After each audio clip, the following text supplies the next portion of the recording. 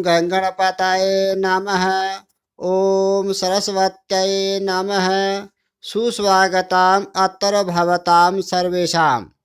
दोस्तों, संस्कृत ज्ञानामृतम चैनल में आपका स्वागत है।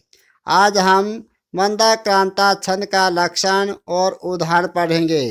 इसके लक्षण और उदाहरण को सहस्वर गायन के रूप में प्रस्तुत किया है। आशा है इसका सहस्वर गायन पसंद आएगा। यदि पसंद आ जाता है तो सब्सक्राइब करें, लाइक करें और अपने दोस्तों में शेयर करें ताकि आपके अपने दोस्त इसका लाभ उठा सकें। आइए इस लक्षण को प्रस्तुत करते हैं। लक्षण इस प्रकार है। मंदाक्रांतां बुद्धिरसनगैर्मोभनौ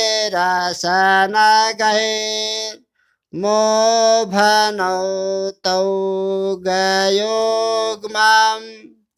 इसका अर्थ है, मंदाक्रांता छंद के प्रत्येक चरण में क्रमशः मगण, भगण, नगण, दो तगण और अंत में दो गुरु वर्ण होते हैं। इसके लक्षण में अम्बुधि शब्द आया है। अम्बुधि का अर्थ होता है समुद्र। समुद्र चार होते हैं, इसलिए अम्बुधि का अर्थ 4 संख्या से लिया है। लक्षण में रस आया है। रस 6 होते हैं। हमारे रसोई घर में कड़वा, खट्टा, मीठा इत्यादि 6 रस होते हैं, इसलिए रस का अर्थ 6 संख्या से लिया है। नग, नग का अर्थ होता है पर्वत। पर्वत 7 होते हैं, इसलिए नग का अर्थ 7 संख्या से लिया है। अतः प्रत्येक चरण में 4, 6 और 7 वर्णों पर यति होती है। जब इन 3 संख्याओं को जोड़ेंगे तो इनका जोड़ 17 हो जाता है। तो इस प्रकार इस छंद में कुल मिलाकर एक चरण में 17 वर्ण होते हैं। अब हम इस छंद के उदाहरण को एक सहस्वर गायन के रूप में प्रस्तुत करेंगे। इसका सहस्वर गायन इस प्रकार है। शांताकारं भुजगशयनं पद्मनाभं सुरेशं विश्वाधारं गगनसदृशं मेघवर्णं शुभांगं लक्ष्मीकान्तं कमलनयनं योगिभिर्ध्यानगम्यं वन्दे विष्णुं भवभयहरं सर्वलोकैकनाथं। यहाँ पर पहले 4 वर्णों पर यति आती है। जैसे पहली लाइन में शांताकारम, तो शांताकारम यहाँ पर यति होगी। और फिर आगे आता भुजगशयनम, ये 6 अक्षर हैं, तो इन 6 अक्षरों के बाद यति होगी।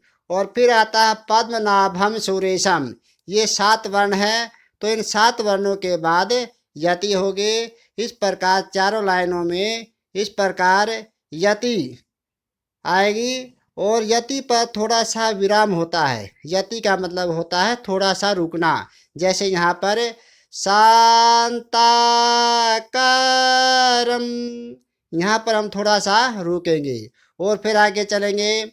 भुजगशयनम, तो यहाँ पर थोड़ा सा रुकने का मतलब यति। और फिर आगे है पद्मनाभम सुरेशम, ये 7 वर्ण है, तो इन 7 वर्णों के बाद यहाँ पर यति हुए। तो इस प्रकार प्रत्येक लाइन में ऐसे इसका सहस्वर गायन करेंगे।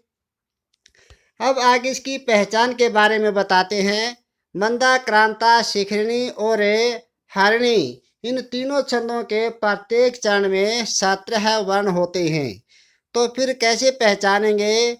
जैसे मंदाक्रांता में भी 17 वर्ण होते हैं, शिखरिणी छंद में भी 17 वर्ण होते हैं, हरिणी में भी 17 वर्ण होते हैं। तो फिर इसको कैसे पहचानेंगे कि यह मंदाक्रांता का उदाहरण है, या यह शिखरणी छंद का उदाहरण है, या ये हरिणी छंद का उदाहरण है। इसकी पहचान के बारे में बताया है कि मंदाक्रांता में पहले मगन होता है, यानी पहले जो इसमें वर्ण है वो मगन गण के आएंगे। और फिर आगे हरिणी छंद में पहले नगन होता है, और फिर शिखरणी में पहले यगन होता है। जहाँ पर ये यगन हो, पहला अक्षर यगन होगा तो शिखरणी छंद होगा, और पहला गण नगन होगा तो हरिणी होगा, और पहला गण मगन होगा तो वहाँ पर मंदाक्रांता छंद होगा। इस प्रकार इसकी ये पहचान होगी। जयतु भारती, जयतु संस्कृतम।